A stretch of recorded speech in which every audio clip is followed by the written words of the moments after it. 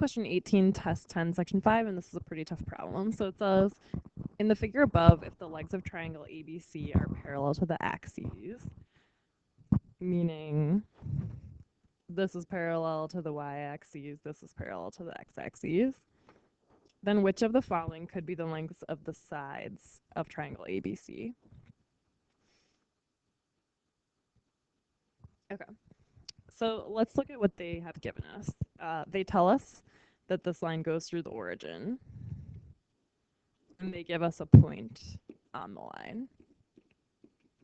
So from that, we can determine the slope of the line by finding the change in the y values over the change in the x values. So we'd take 10 from here and subtract the y1 value of 0 and put that over this x value 4 minus this x value of 0. So then we know that the slope of this line is 10 over 4, or 10/4. Okay, so why is that helpful? Well, remember this is the slope of the line, and this means the rise over the run. So we know that the relationship between this side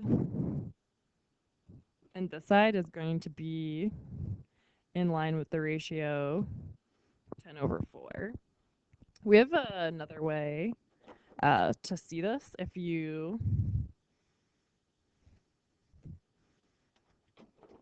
drop this line down here, then you might be able to see better that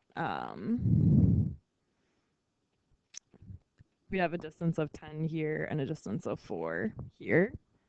And we would have the same ratio here. So we're just looking for an answer that gives us the same ratio of 10 to 4. So right away we have that here in these two answers because they have 2 and 5,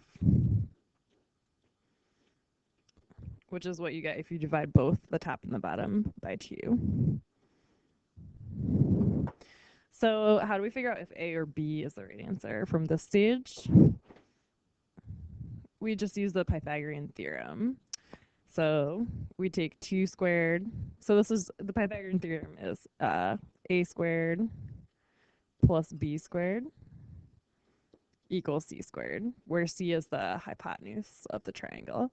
So let's just input these values. So 2 squared plus 5 squared equals C squared. So that's going to give us 4 plus 25, which is 29, equals C squared. So C is the square root of 29. And we have that here with answer choice A.